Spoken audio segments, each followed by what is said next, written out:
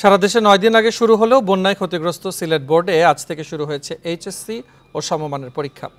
সকালে অন্য বিভাগের সাথে মিল রেখে তথ্য ও যোগাযোগ প্রযুক্তি বিষয়ে পরীক্ষা শুরু হয়। বিভাগের 4 জেলায় এ বিষয়ে মোট পরীক্ষার্থীর সংখ্যা ছিল ৭০,৫৭৯ জন। এর মধ্যে অংশ নিয়েছে ৬৯,৮৫৬ পরীক্ষার্থী। এর মধ্যে ৭২৩ পরীক্ষার্থী অনুপস্থিত ছিল। আগে রুটিন অনুযায়ী অন্য বিষয়ের পরীক্ষা হওয়ার পর 13 আগস্ট থেকে স্থগিত 4টি বিষয়ের পরীক্ষা হবে।